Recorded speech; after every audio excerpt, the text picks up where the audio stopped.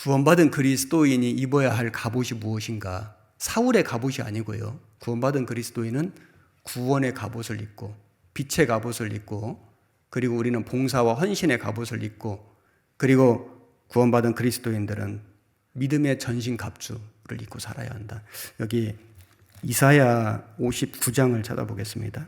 17절 의로 호심경을 삼으시며 구원을 그 머리에 써서 투구를 삼으시며 보수로 속옷을 삼으시며 열심을 입어 겉옷을 삼으시고 여기 보면 의로 호심경을 삼으시며 2번 난하주에 보면 갑옷이죠. 의로 하나님 하신 일로 이게 구원의 옷이에요.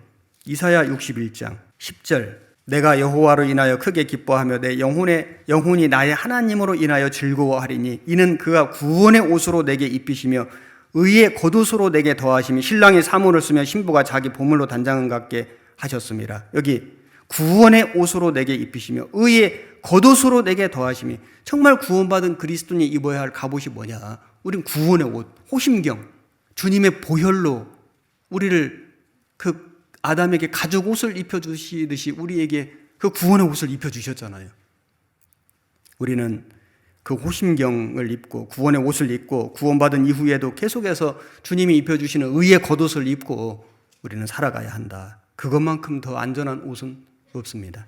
그리고 로마서 13장 12절 밤이 깊고 낮이 가까웠으니 그러므로 우리가 어두움의 일을 벗고 빛의 갑옷을 입자. 낮에와 같이 단정히 행하고 방탕과 술 취하지 말며 음란과 호색하지 말며 쟁투와 시기하지 말고 오직 주 예수 그리스도로 옷 입고 정욕을 위하여 육신의 일을 도모하지 말라. 여기 어두움의 일을 벗고 빛의 갑옷을 입자. 구원받은 그리스도인이 제발 세상 사람처럼 살지 말고 세상 사람들 만나보시잖아요. 온통 관심이 돈이잖아요. 전부 다 욕심이에요.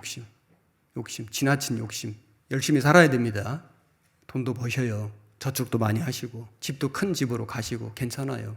그런데 욕심내면 안 돼요. 불로소득 이렇게 투기해가지고 땅 투기하고 막 해가지고 큰 돈 벌고 부동산 투기하고 이런 거 마음 두면요 신앙 무너집니다. 땅이 필요하면 사야죠. 농사도 짓고 집도 짓고 괜찮아요. 그런데 그걸 해가지고 큰 돈을 벌어서 그걸로 이렇게 의지하려는 그런 마음으로 살아가는 그거는 합당치 않습니다.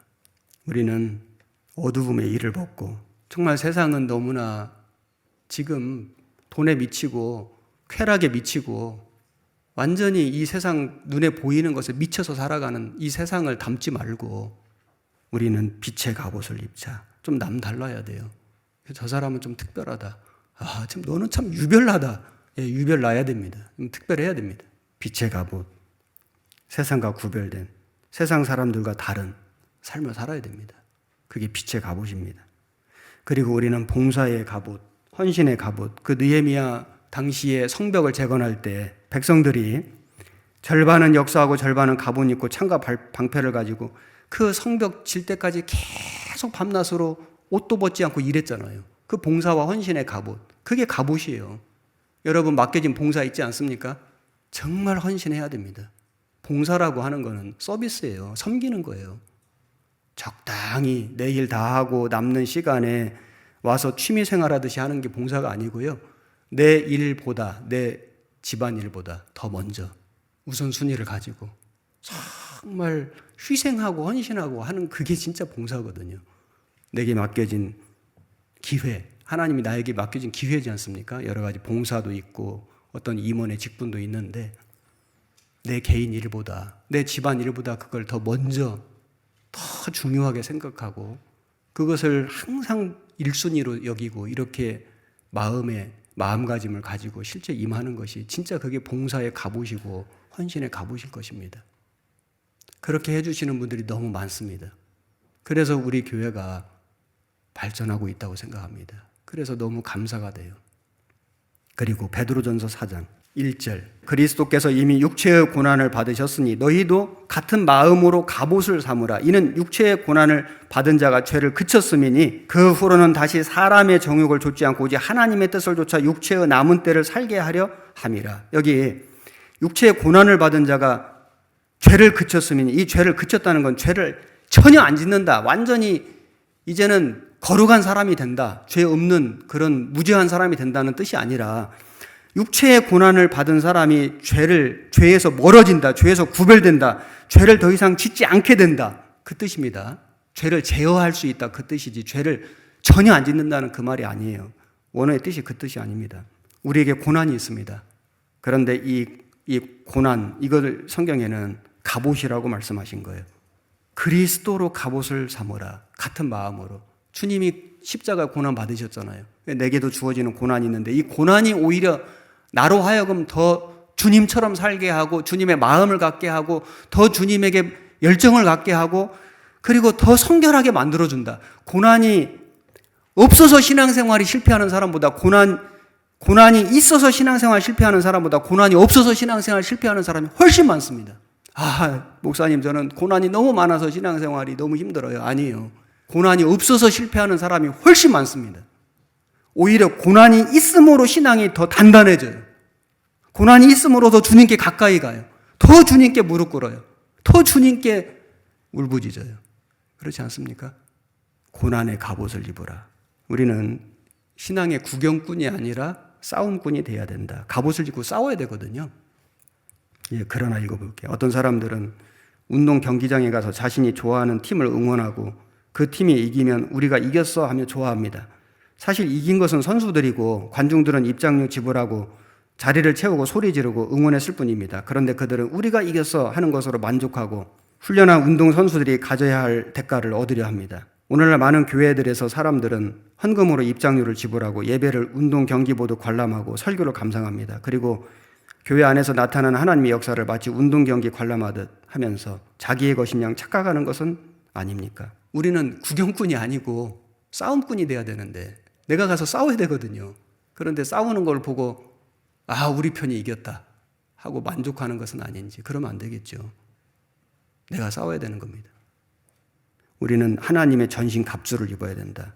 사울의 갑옷, 남이 가지고 있는 좋은 거 부러워하지 말고 저것이 없어서 나는 신앙생활을 잘 못해. 아닙니다. 내가 가지고 있는 작은 것, 그것을 끊임없이 우리는 연습하고 훈련해서 익숙하게 만들어서 그거 갖고 싸우면 돼요. 하나님이 그 사람을 쓰십니다. 사울의 갑옷이 아니라 다윗의 물매를 쓰신 거예요. 다윗의 물매. 다윗의 물매라는 게 뭐냐면 막대기거든요. 그래서 골리앗이 네가 나를 개로 알고 막대기를 갖고 나왔느냐? 하고 업신여겼죠. 막대기를 가지고 그 물매, 이게 빙빙 돌려가지고 돌 던지는 물매, 그거 가지고 나온 거예요. 10대 소년이. 그 물매는 너무 작은 것이었지만은 우리는 작은 것에 작은 것, 그러니까 내가 가지고 있는 정말 세상에서 볼 때는 작은 거지만 그 작은 것이 얼마나 소중한 것인가를 우리는 알아야 되겠다. 내가 가지고 있는 작은 것.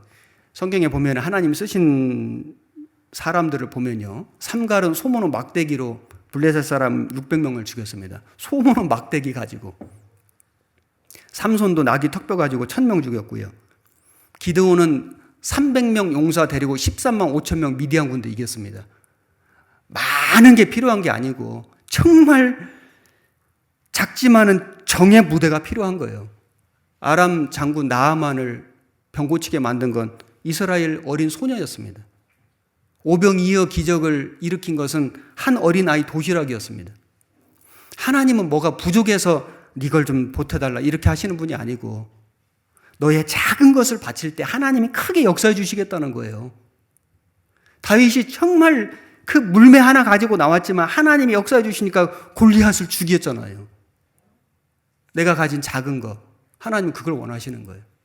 그래서 우리는 이 작은 것의 소중함을 깨닫고 작은 것에 충성하고 그리고 그 작은 것을 정말 우리는 준비하고 그리고 그것에 익숙해져야 된다. 우리가 정말 신앙생활 중에 익숙한, 다윗은 그 물매에 익숙했잖아요.